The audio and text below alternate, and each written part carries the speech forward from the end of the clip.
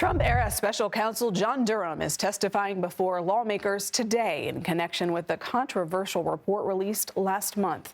Durham's report concluded the FBI should have never launched a full investigation into Russia and former President Trump's 2016 campaign.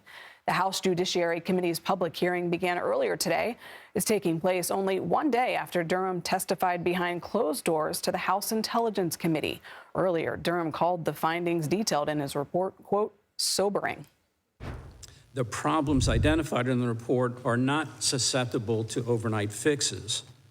As we said in the report, they cannot be addressed solely by enhancing training or additional policy requirements. Rather, what is required is accountability, both in terms of the standards to which our law enforcement personnel hold themselves and in the consequences they face for violation of laws and policies of relevance. Joining us now from Capitol Hill is CBS News congressional correspondent Scott MacFarlane. Scott, always good to see you. What are some of the key takeaways so far from today's hearing? This is the first time we've heard John Durham speak publicly about this review he did, this special counsel review of what has been characterized as Russiagate, the FBI's decision to launch a full-throated investigation into allegations the Russians interfered with the 2016 election to boost then candidate and future President Donald Trump.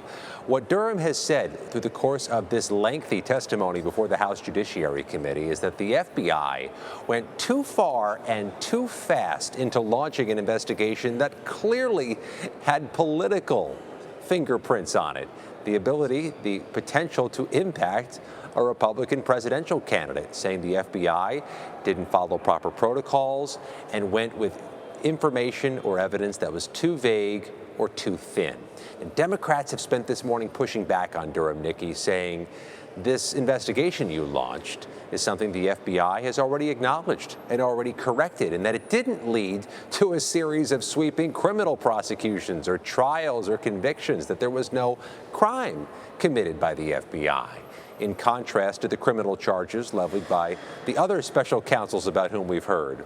Robert Mueller, in his review, filed many criminal cases, and of course the new special counsel, Jack Smith, has just famously filed criminal charges against former President Trump.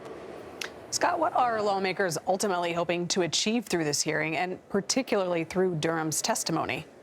That's a really good question. Let's talk about what they are achieving versus what they hope to achieve, because this has devolved, just like yesterday's plea agreement announcement involving Hunter Biden. This has devolved into both sides accusing the other of either weaponizing the Department of Justice or weaponizing investigations, or of being unfairly benefiting from investigations. Now, this John Durham testimony, this questioning from members of the House Judiciary Committee, has invoked the name Donald Trump quite a bit, and said that though Durham didn't file criminal charges against a broad number of players in the FBI, Donald Trump was found to have engaged in misconduct, allegedly, and he now faces charges. So this is just shifting into the political paradigm of the moment, where Democrats and Republicans are arguing about all things Trump, in this case through the prism of the former special counsel and former U.S. Attorney John Durham. Scott, let's shift gears a little bit. Supreme Court Justice Samuel Alito has written a piece for the Wall Street Journal defending himself against a ProPublica report, raising questions about his ethical conduct in connection to a fishing trip he went on. What can you tell us about that?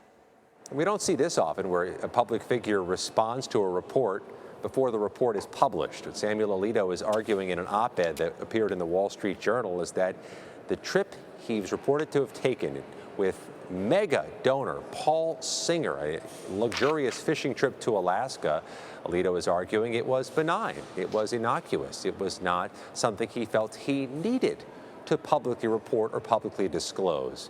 What the reporting from ProPublica says is that this was in fact an elaborate and potentially luxurious trip. $1,000 bottle of wine with a private aircraft seat. And this fits a pattern Senate Democrats are hitting hard today as they react to the story, that we now have two Supreme Court justices who have reportedly undisclosed gifts or luxury travel accommodations from people who may have equities before the high court itself. And they're arguing if Samuel Alito didn't recuse himself from cases involving this Paul Singer, he should have. Democrats are taking a hard line on the ethics protocols that are in place or that should be in place involving Supreme Court justices. All right, Scott, another busy day for you there. Thank you.